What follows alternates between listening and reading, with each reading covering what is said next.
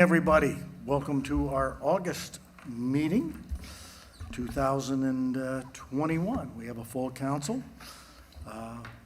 Welcome to all of you, and we will begin the process with our Pledge of Allegiance, and then we're very honored to have for our invocation tonight Micah Beckwith, who is the campus pastor for Life Church. We just talked. It's actually east of Moontown Road, right? But At least at Little Chicago. okay, but at least on the Westfield side of Noblesville. Yes. Yes, and you were Yes, almost to Westfield. very good. Well, we're glad you're here. Thank you very much. Will you all please rise?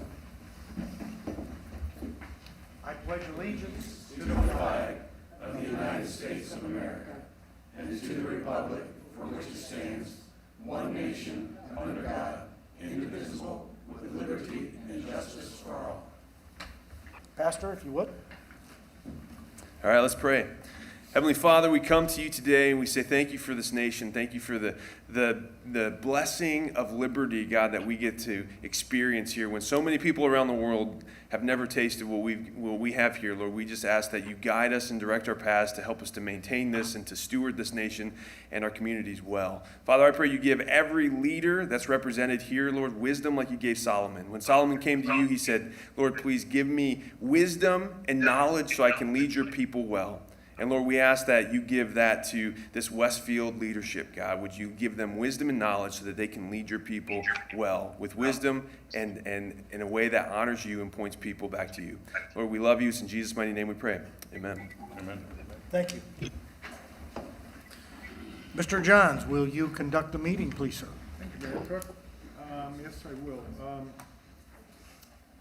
Kim Strang, would you note the presence of the quorum, please? Scott Fry, Here. Troy Patton, Here. Joe Edward, Here. Scott Willis, Here. Cindy Spilgeric. Here. Jake Gilbert, Here. Mike Johns. Here. We do have a quorum. Thank you. Thank you. Are there any changes to the agenda, councilors? Hearing none. Mr. Johns, I have a comment. I don't know if you had a chance to look at the agenda. There's fortunately some concerning issues as I look at it. In the clerk treasurer comments, there's an attachment to the statement, and there's an incomplete and inaccurate record of what happened. It doesn't have anything about Mr. Larson's comments about this Beyond Trust not being spyware. It doesn't have the full comment Mr. Larson said about. Excuse me, Manny. I was asking if there were any changes to the agenda. I'm sorry. Minutes. I thought you said minutes. Okay. Are there any changes to the agenda? No. Okay. Hearing none, okay, then I would ask if there are any additions or changes to the minutes. Okay, I hope there were. That's how concerning it was.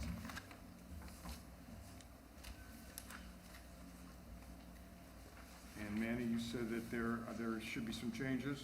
Absolutely. It's an incomplete and inaccurate statement. It's disturbing that it's not fully there. I mean, it was audio and visual recorded. It's concerning.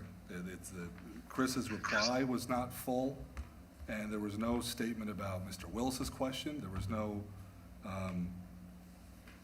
statement about what the actual Beyond Trust is, according to Mr. Larson. It was just a glossing over what happened with a clerk's full statement. It's a concern. It's a public record that is going to be cemented, and it's not accurate. Okay. We'll take those comments under consideration and ask that the minutes be reviewed and brought forth at our next meeting.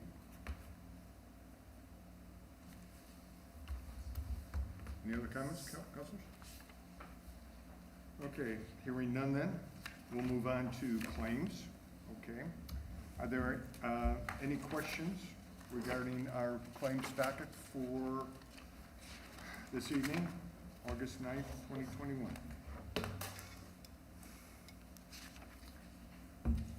Hearing none, do I have a motion to approve the claims docket?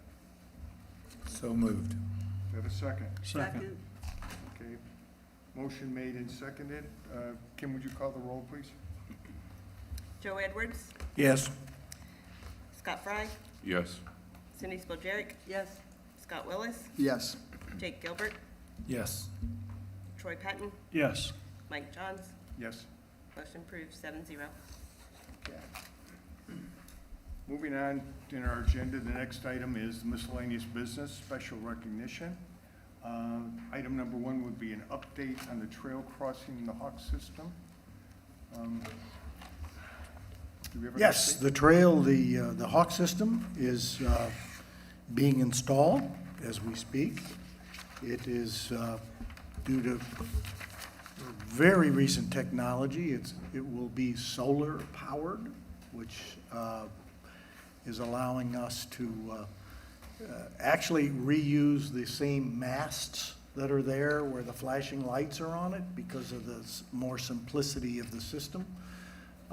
The only part that is not here is the button that is pushed by trail users to activate the system, but our contractor has come up with a temporary way to do that. So this system should be up and running in the next 2 weeks, and we'll go through at least a week's period of just a flashing signal.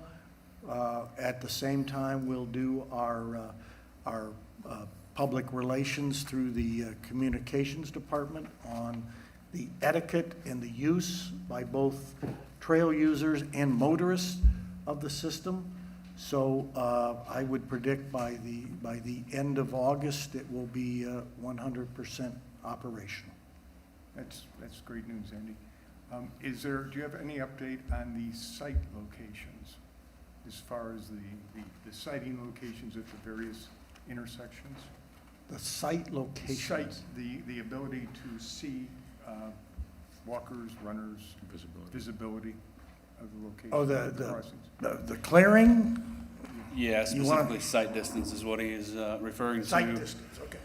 I can give you an update on 191st Street. I did make contact with the adjacent property owner, the one that owns the center line of the road and has a pretty woolly tree line there. And I am optimistic that we will be able to do some work on there without having to acquire some land. Still working to coordinate an on-site meeting with him, but that should happen here very soon. Did you have a chance to do anything with the 156 crossing? This one? We have not made any changes out there. We're evaluating what we need to do. In your other photo, that is a naturalized planting area, butterfly garden, if you will, that a local resident Actually, planted. the realtor had put that in, I think, for Yeah. the HOA. But you can see that's actually my head behind there. I thought it was So- Joe Edwards.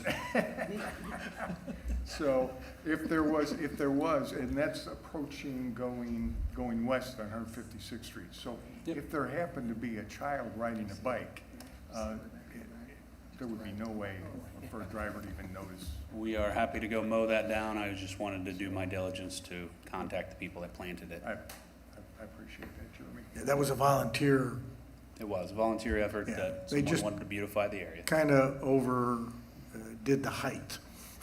We made them very well aware that when they planted that, if there was a certain tolerance, if it got too high, we would have to cut it back. We're clearly at a point where we need to cut that back.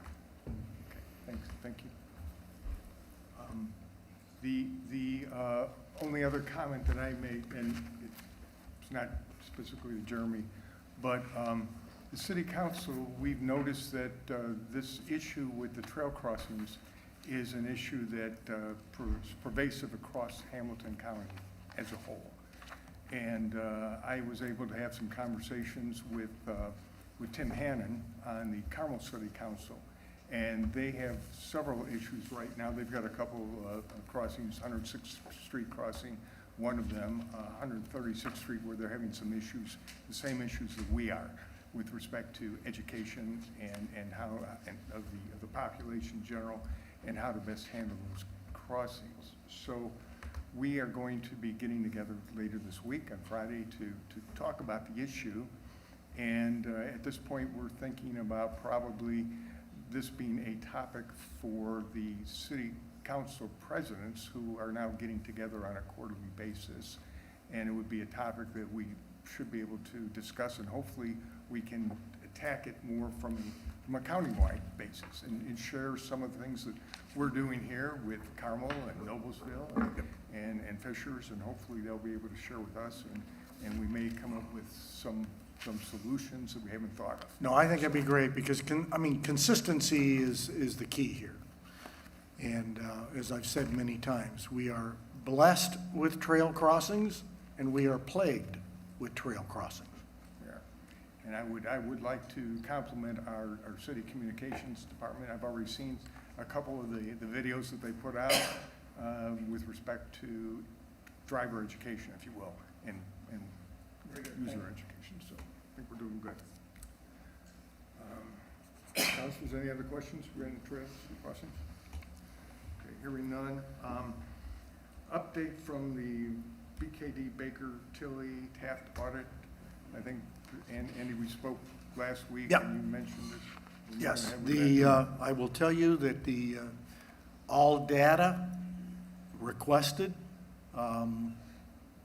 has now been received, and the reports are being, by the three firms, are being merged as we speak in the month of August, and by September 15th, the council and the administration will be presented simultaneously with those results.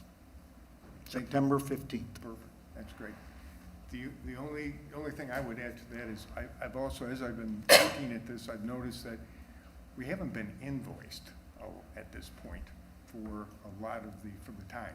And I think the last invoice we had from BKD is paid through March, but there haven't been any recent invoices. So I've asked the clerk's office to look into that and to talk to folks in the administration, try to figure out if we have been invoiced, we haven't received it yet.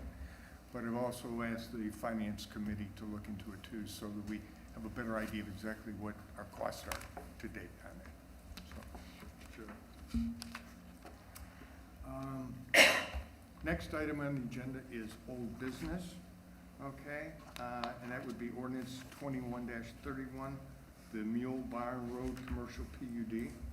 This had a council introduction on June 14th, followed by an APC hearing on July 6th. The APC recommendation on August 2nd was for an approval, and I believe the vote was 7-1 with one abstention. So, and it's up for adoption consideration this evening. Do I have any comments from the councilors regarding that? I want to clarify why I abstained on this vote. The intersection at State Road 32 and Mule Barn is already dangerous, at least to residents here and my own opinion, as well as others. NDOT knows this, but it is not going to be improved at least till 2026 for NDOT, and they're using discretionary funds at that point to upgrade that intersection. Adding more truck traffic here has given me a little heartburn. And while I think it's a good rezone, the rest of it, I do have concerns about this traffic issue.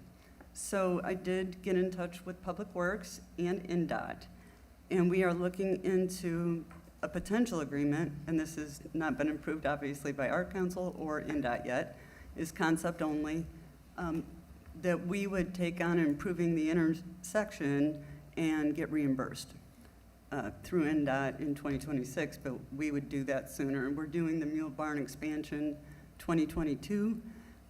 This could coincide with that potentially and get it done faster. But again, it's only being investigated now. We don't have full knowledge. I was hoping we would potentially have an agreement, but we don't yet. So hence my abstention. I didn't feel like I had enough information yet. Just wanted to clarify. Councilors? That is it's a pretty dangerous intersection because you have fuel trucks going in and out of there without, yeah, we need the business out there, but it needs to be safe. And these places don't happen without accidents. There have been some real brutal accidents out there, and I don't know whether trucks were involved or not, but boy, if somebody hits a fuel truck out there and the thing catches on fire, it is gonna be something. And those trucks are quite heavy, and they're gonna tear thunder out of that road out there. And so I would hope that we could, this agreement can be worked out. We get past the go point here, and they say, well, we'll see it if we can do it. And that sits it all in our lap, basically. And that's the way the state operates sometimes, and I think that we need to think about it. I don't know that it's enough to negate the PUD, but boy, if you have a bad wreck out there, and there's been some bad ones, and a truck is involved, especially a fuel truck, they're there already, and you're gonna have compounding with cement trucks, and they're necessary for what goes on around here, but they're gonna be rough on the roads. That's my opinion. You can just look at Mule Barn now and see it. Yeah, I understand. I supported this PUD. And the reason I did was, first of all, we have the one batch plant out there already, Shelby batch plant. The IMA, going in there, I couldn't think of a more appropriate location in Westfield to put this plant right next to the other one. I think that if, once we get this one there, we've got, obviously have road impact fees from both locations. And hopefully that would help us to improve the Mule Barn Road section from 32 north to both of these locations. I understand the safety issue with NDOT. I feel like we have that safety issue today. And I think that if we have this on our, I believe this is on our Public Works agenda or scheduled for next year to be completed, the Mule Barn Road. So I would ask that Public Works move forward with that. And also, it's my thought to talk to NDOT, see if they'll agree, see if we'll put together an interlocal agreement where we can count on that funding in the future from them. And I'd recommend that we move forward with it. But just to clarify, if they say, now we're not going to expedite it, then like our worst case scenario would be this is completed in 2022 and that will be improved in 2026. That's an agreement, or we're hoping? Just to give you a quick update with the conversation with NDOT, I spoke to them again on Friday. Administratively, at least, they're all on board for an interlocal agreement to do all of the improvements at one time with the reimbursement coming later. They're drafting that agreement, which obviously will come to you all for consideration. So NDOT is on board with an interlocal. Now we'll have to come to terms with what it says. Thank you, Jeremy. Councilors? Do I have a motion to approve ordinance 21-31, the Mule Barn Road Commercial PUD? So moved. Do I have a second? Second. Kim, would you call the vote, please? Scott Willis, Yes. Cindy Spaljerik, Abstain. Jake Gilbert, Yes. Mike Johns, Yes. Scott Fry, Yes. Troy Patton, Yes. Joe Edwards. Yes. Motion carries 6 with 1 abstain. Okay, the next item on our agenda is new business. Resolution 21-126, Common Council of Westfield, Indiana, approving Westfield, Washington Public Library issuance of bonds. This has a council introduction this evening and is up for adoption consideration on August 23rd. We have someone from the library?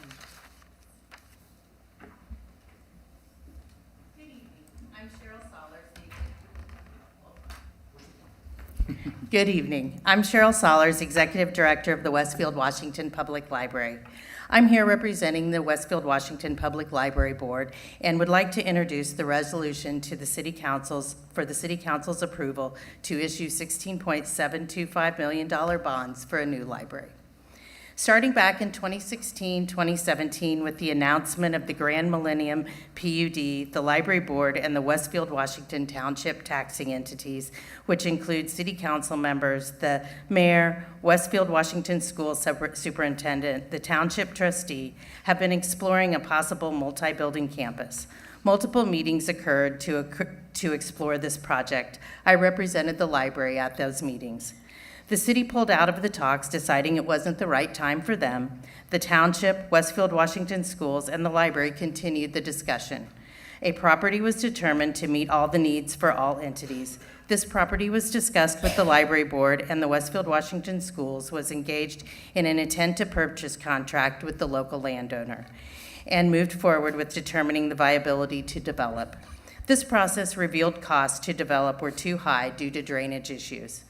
Westfield, Washington Schools was on a tight timeline and decided to move forward on their own with developing land they own next to Monon Trail Elementary School. Westfield, Washington Schools offered up an opportunity to partner with them at the Monon Trail location. The library board discussed this, and it was decided to further explore options for a standalone library. We have continued to work with Westfield, Washington Schools and all of the government entities in Westfield and Washington Township on what would be most beneficial for the taxpayer. Because we have been having ongoing discussions with all units, we feel that now is the perfect time for the new library.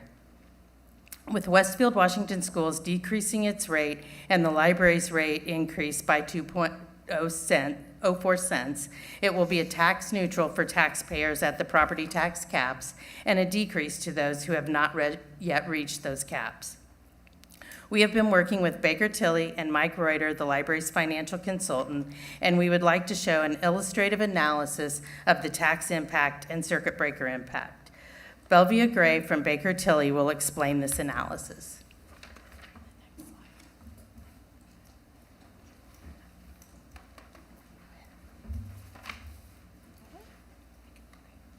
Hi, good evening. I'm Belvia Gray with Baker Tilly, and we're working with the library as its municipal advisor on this project. So tonight I have a few slides that show the library's current indebtedness, the proposed bonds, and then how that will impact their overall debt structure, and also the impact to taxpayers. This first slide here shows the library's outstanding indebtedness and currently has debt repaid through 2023. On the next slide, we're showing the library's general obligation borrowing capacity, and that is really the amount of bonds that can be issued in the library's name. And you can see here that the library has about 23.4 million available in that capacity, and so we're looking at issuing these bonds, and they will be less than that, the 16.725 million. This slide here just has a summary of the financing with the maximum borrowing amount of 16.725 million. We are showing, for legal purposes, because we're establishing maximum parameters that we can come down from, but we can't exceed. So for purposes of the legal documents, we're showing a maximum repayment term not to exceed 20 years, but we're looking at a 16-year repayment. And you'll see on one of the future slides that because Westfield is a community that is continuing to grow, the assessed valuation, as you're experiencing as well, is continuing to grow year after year. And so we're taking that into account in terms of structuring the bond so that we can reduce the amount of overall interest expense. You can see here that we have estimated interest expense, which is based upon more conservative interest rates, about 1% higher than current interest rates, and that we're looking at an increase over current levels of a little over 2 cents. This slide here just pulls everything together, and we're looking at an overall tax rate within the library's debt service fund of just under 3 cents. And you can see that we're showing for budget years 2022 through 2030 that for this scenario that was prepared a little while ago, we were showing a 3.7% annual increase in assessed value. I'm sure as you've received, the library's assessed valuation went up by 11% for 2022. So if the bonds are approved, when we get to the time of structuring, we'll take that into account to accelerate principal payments to lower the overall cost of borrowing to taxpayers. And you can see here that we're also showing that the bonds, while we're showing a longer repayment here, that we're showing the 16-year repayment here. All right.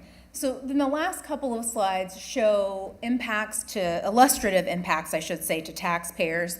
And as Ms. Sollers mentioned, the current understanding is that the school corporation is going to intentionally lower its overall tax rate. So what we're showing here is impact to taxpayers with varying home values, and the median home value within the library is about $281,000. The next column shows the net assessed valuation, and that is the assessed value upon which you're actually paying taxes, and that's because homeowners are eligible for certain types of deductions that reduce their overall tax liability.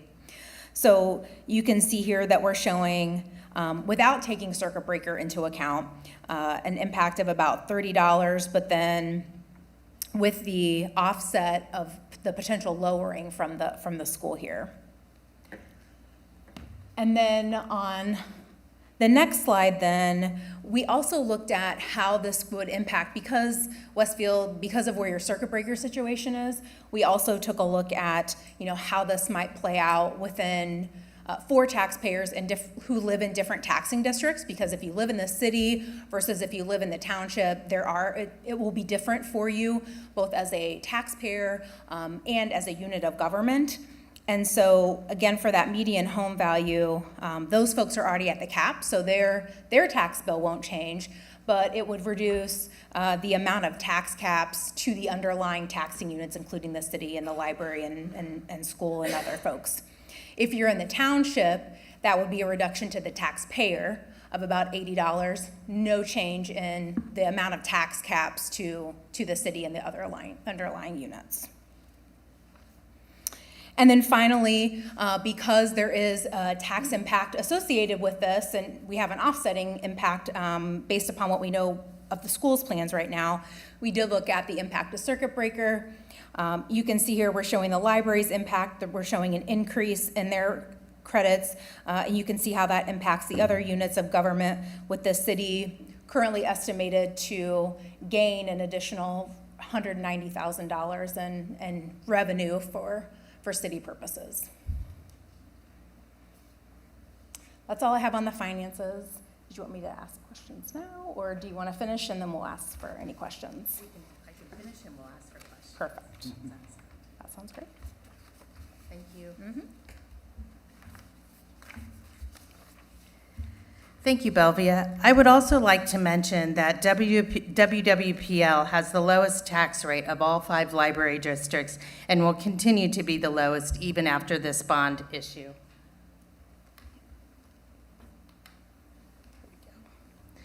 We are finishing up with schematic design with KRM, the library's architect, and are working with the seller of the property to make sure the site is ready to build once we have final approvals in place. We're also in talks with Westfield Washington Schools on their purchase of the current library.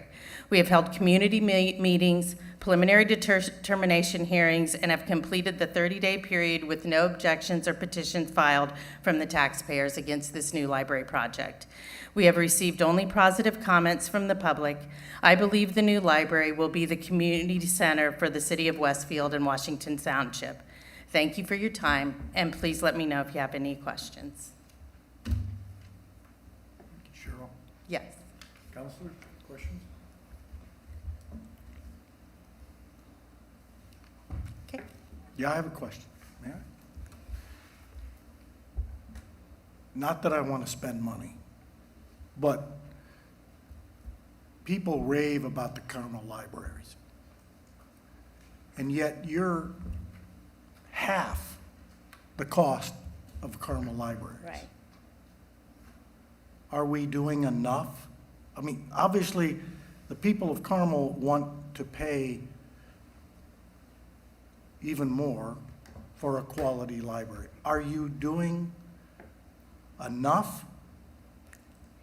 Or, We're doing as much as we can, Okay. that the law allows us to do as far as our budget, and, because we have stipulations where we can't go any higher in our operating fund without getting approvals, so, yes.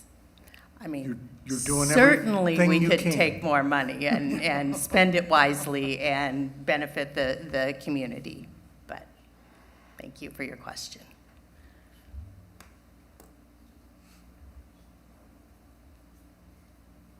Anybody? No comments, questions? Thank you, Cheryl. Thank you.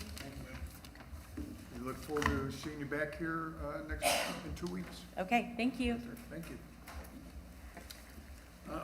The next item under the agenda is ordinance 21-36, the annexation ordinance for Bonterra community. It had a council introduction this evening, a public hearing this evening, and it'll be up for adoption consideration on the 23rd. Kevin? Yeah, thank you. For the record, Kevin Todd with the Community Development Department. Not a whole lot to add, just to kind of reiterate, this is a 100% voluntary annexation of just under 29 acres located on the south side of State Road 32, just west of Gray Road. As mentioned, this was notified for a public hearing this evening and will be eligible for adoption consideration at your next meeting. The fiscal plan that accompanies this will also be presented at that time.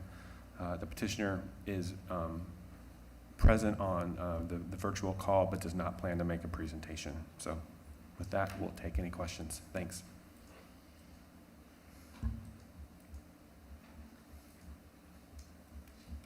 I think we looked at this PUD several times and it received unanimous approval. So, Counselor, any questions, comments? Can I have a motion then to approve ordinance 21-36? As a public hearing. It's a public hearing. I'm sorry. Councilman. I'm sorry. That's all right. For that, just for tonight. Okay. Well, then, we'll move forward to the next ordinance, ordinance 21-37. You need to hold a Councilman, can hearing. we open a public hearing first? That's okay. I'm sorry. So introduction's been made. All We're gonna right. open it and close the public hearing, then we can move Thank on. you, Manny. That's all right. We're gonna open a public hearing at 7:32 on ordinance 21-36. And we have no cards or emails. Okay, let's give it about 30 seconds here, just in case somebody calls in.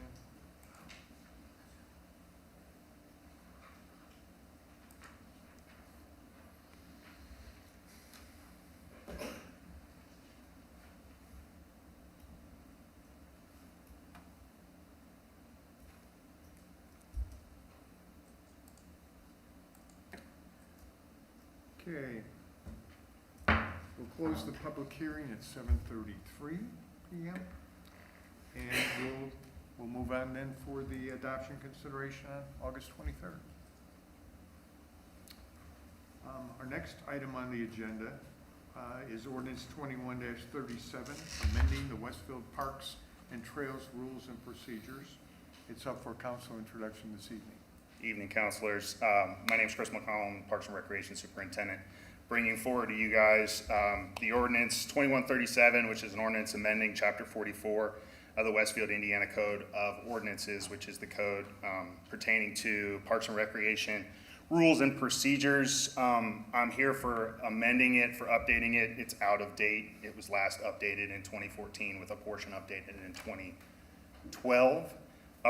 And high level, it would establish procedural rules and rules of operations for some new amenities that have come on this year and that will come on in the next coming years, which include the pickleball courts at Quaker, rules of operation for Grand Junction Plaza, as well as rules for operation at the ice rink at Grand Junction Plaza.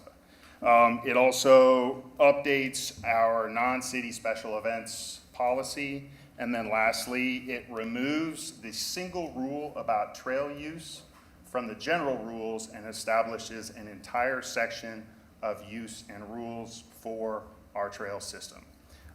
Some of those real high-level things, it establishes right-of-way rules, not only for trail users, but also trail users at intersections when it comes to who has the right-of-way. It establishes speed limits on our trails, no greater than 20 miles an hour. It establishes what constitutes a motorized vehicle, because we're seeing issues with electric e-bikes as well as electric unicycles. And then lastly, it establishes a penalty for these code infractions. As you review over the next couple of weeks, if you have questions, comments, or concerns, please feel free to reach out to myself or Jeremy Lawler. With that said, I'll open the floor for questions if the council has any at this time. I have a question. Chapter 44 of the state parks, alcohol's allowed, correct? I'd have to double check on whether it's allowed in state parks or not. But we're saying we're not going to allow alcohol in any way in any of our parks, correct? That this establishes that rule as far as Grand Junction Plaza is concerned. There is, and I can read it to you, hold on, let me get to it. As it's written currently, it establishes that rule. It's 44-1, isn't it? Yeah, Unless otherwise- it's 44-8, Section B, number 2, alcohol. The use of alcohol and or possession of an open container of alcohol is permitted within Grand Junction Plaza. This is contingent on the park user following and not violating the provisions of the Indiana Criminal Code regulating the use and sale of alcohol. So the shift, Councilman, at the general rules, it used to be, I think, before this was, Yes, went it through the did. process, that alcohol was prohibited. Obviously, that's not gonna work for the Yeah, type of activities that are gonna be at Grand Junction, so they added the unless stated otherwise, which I thought was a good idea, and then had that language in there where it specifically allowed it. okay.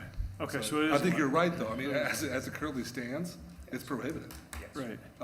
So with this change, it would allow it back up and to be able to vendors and folks to bring it on within Grand Junction.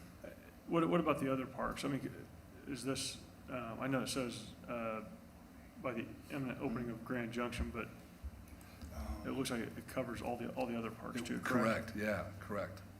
So if you, over the next couple of weeks, review it and see other areas where you want to expand it potentially, that's what the process that I think Chris is envisioning is about. Okay. Yeah. Okay. Chris, I have one other question. Yes, sir. On item, I guess, 44-2 triple I, it refers to operated by a person weighing 170 pounds. Yes. Can you explain that to me? I was confused. Honestly, that is exactly the way Carmel's trail ordinance is written. I reviewed a lot of Carmel, our neighbors' trail ordinance when I brought this in, and that's exactly the way it's written. So if we need to adjust that, obviously we can. It seems a little off to me as well, but I'm just thinking from an enforcement standpoint, it's hard for me to understand it. I Yeah. think it might be hard for other folks. no, and I agree wholeheartedly. Okay, all right. One other question. So we're talking about establishing speed limits on our trails, which is a good thing. Yes, sir.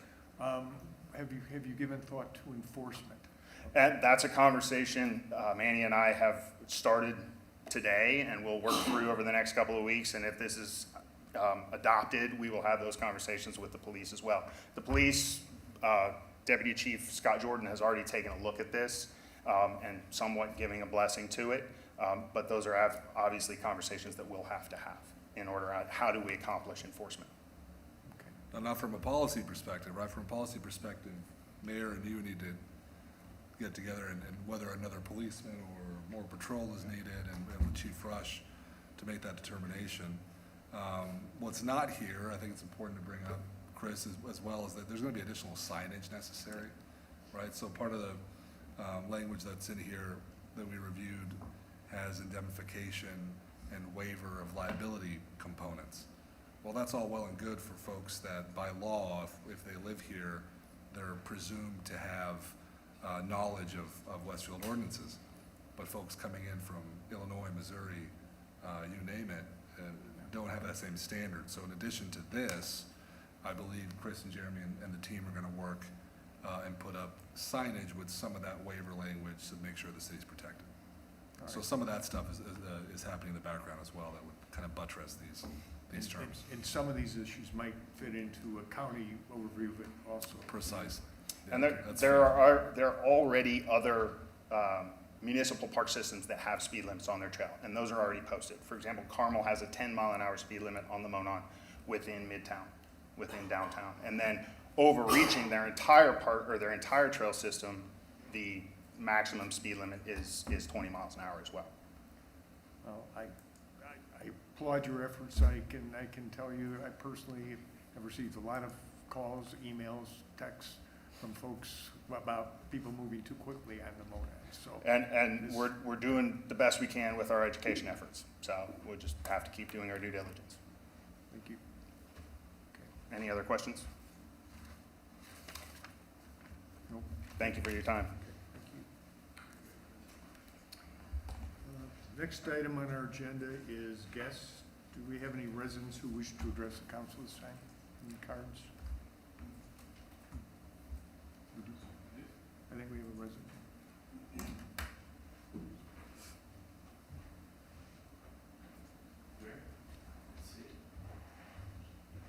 Nice to meet you finally. Nice to meet you. We've been together for a long time. Strange to have to come here to say hello. Council, Mayor, thank you. Councilor, nice to see you. I want you to, how long do I have? 2 or 3 minutes? Yes, can you tell us who you are? I'm sorry, yes. My name's Ron Brombarger, and I live in Springdale Farms. I've been a Westfield resident for 25 years next week. So happy anniversary, me. I want you to take just a second and step through a little movie in your mind. It's 25th of July, so 2 weeks ago this Thursday, and 9:25 p.m., and you're on the Monon headed north. Fitting conversation to follow up on your presentation, by the way. You're on the Monon headed north, and you got 2 little kids, and they're on bikes with training wheels, and husband and wife, so you're the husband or the wife, whomever, and your 2 little kids with training wheels are in front of you. Now, what's the first thing kids on training wheels do with a bike? What's the first thing they do? They leave mom and dad, right? They're not hanging out with mom and dad on the trail. This is an interactive conversation, by the way. Feel free to say that's stupid, Ron, if you like. But the story is this. Kids run ahead of their parents. So Thursday night, the 25th, I'm driving westbound 156th Street. It's 9:25, so it's dusk-ish. The speed limit there is 40, although, by the way, that's hard to manage, just for the record. It's hard to stay there. It's 40, and as you come up to the top of the first little crest to 156th Street, where Councilor Johns showed the picture, you can't see anything from the west. Can't. It's dusk. I'm slowing down to about 30, just in case. But in this little movie that you're playing in your mind, imagine those 2 little kids who don't know what a stop sign means blow through that intersection at top speed for kids, 10 miles an hour.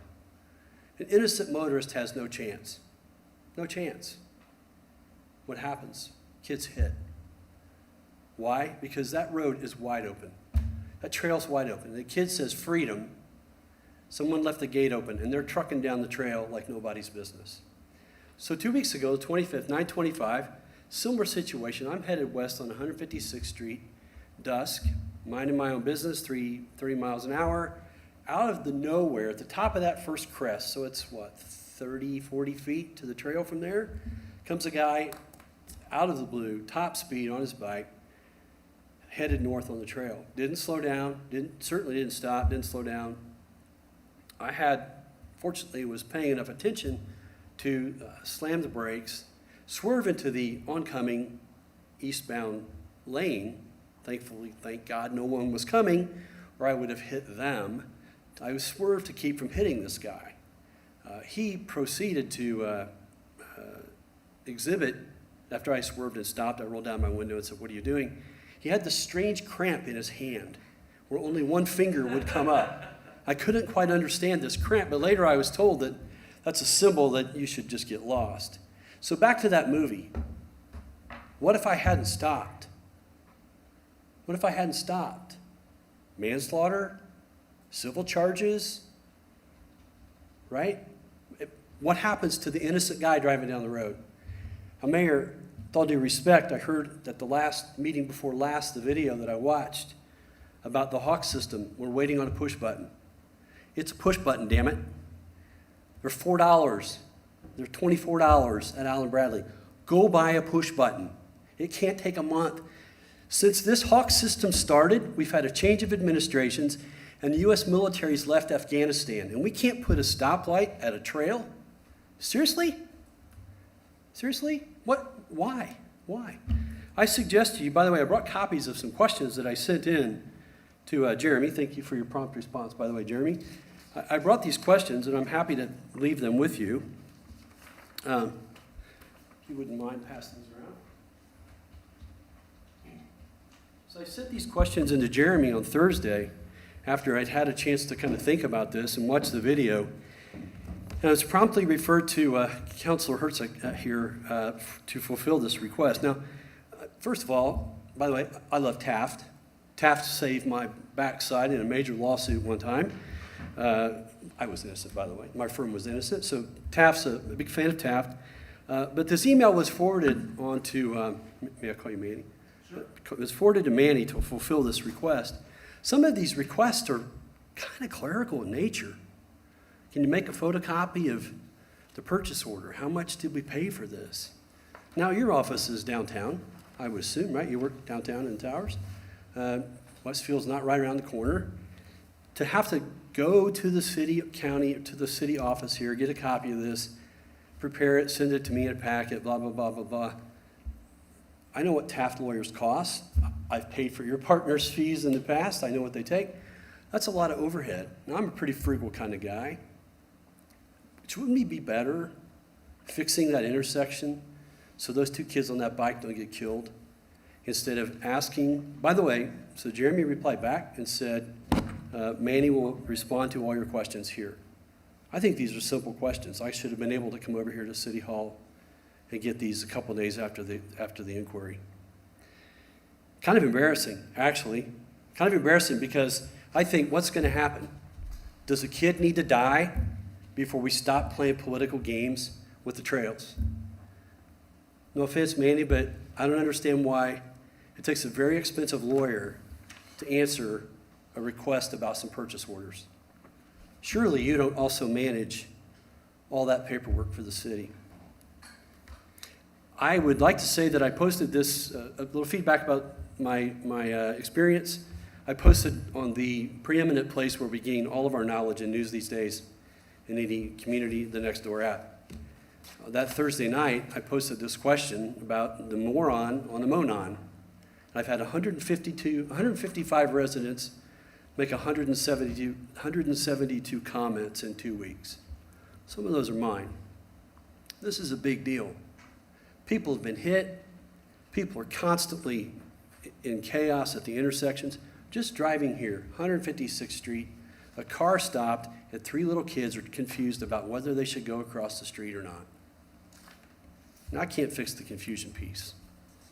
But don't you think it's time we get those stupid things installed community-wide and stop playing games?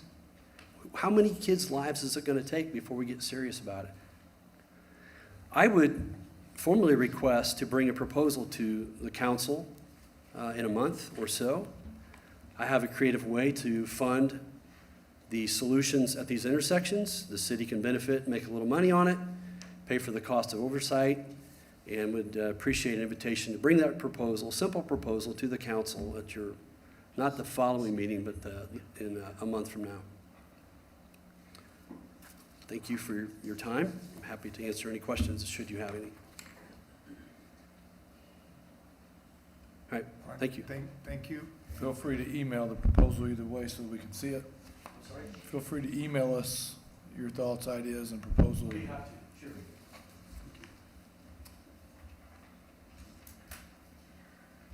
Kevin, do we have any other comments, questions?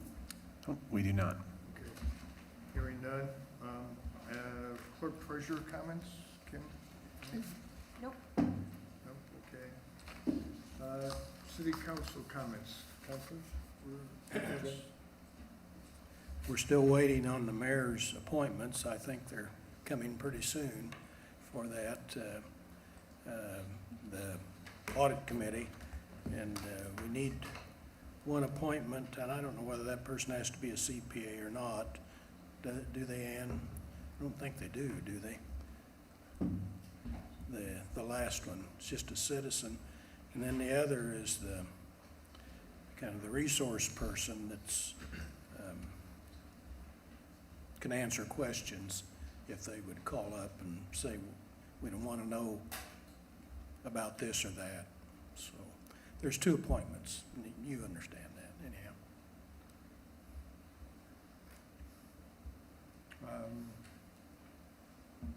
Troy, do you have anything from the executive committee? I'm sorry, the finance committee. No, we did not have a finance committee this month. I've gone through the budgets. I received some information from the clerk treasurer's office as well, going through everything, and I need to review Todd's presentation that he just sent out to everybody, but hopefully it's either going to be this month or next month. We'll try to combine a lot of that and talk more about the budgets in depth. And then we need to schedule something on the calendar if we're going to have each of the department heads present. And I would suggest either we do that in this type of forum with all of us, as opposed to just at Finance Committee. All right, I will make a commitment to get with the mayor and decide what would be most appropriate to do that. Or whatever's easiest, I mean. All right. Cindy, do you have a report from the APC? I do, but first I would like to say thank you to the department heads and relevant staff who has been participating in discussions with individual counselors about budgets for next year. I realize that's extra time for everybody, and it's very appreciated. Helps us understand a lot about what's going on in each department, so thanks. So the APC did meet August 2nd. 3 detailed development plans were on the consent agenda: the Little Lamb Preschool on Greyhound Pass, KFC by Meyer, and the Compton office building at 156 and Spring Mill. There was a positive recommendation on the Mule Barn Commercial PUD, which we had tonight, and their overall development plan was approved as well, contingent on that PUD approval. Let's see, we had other development plans approved: Compton subdivision and Union Square. Much waited for Union Square. Public hearings. This was a busy meeting, by the way. For the Grand Millennium PUD amendment, Urban Apples PUD, and the Spring Mill Trails mixed-use amendment. And then for primary plat and overall development plans, public hearings for the Highlands Latin School on 146th on the west side, Lancaster 2, 186th and Casey Road, Midland South, Roosevelt and Cherry Street, and Bonterra, south side of 32, quarter mile west of Gray, next to the credit union. So, of course, the community development staff is very busy, and we appreciate all their help. There's a lot moving through there. And if I might, one extra thing, we have received our first tranche of money from the ARP funds, and that resides with clerk treasurer right now in a separate account. And we will need to have some very public discussions in terms of how we would like to spend those funds. We'll be getting the same amount next year as we got this year, and there are a lot of restrictions in terms of how that money can be used. So look forward to, I don't know, I guess we'll have to host some separate meetings and be accepting public comments. That's it. Thank you, Cindy. Councilors, any other comments? And I have no comments tonight. Mayor Cook? Yeah, just briefly, last week, we celebrated the groundbreaking with West Fork Whiskey that you approved out on the north side of Grand Park. Several of you were there.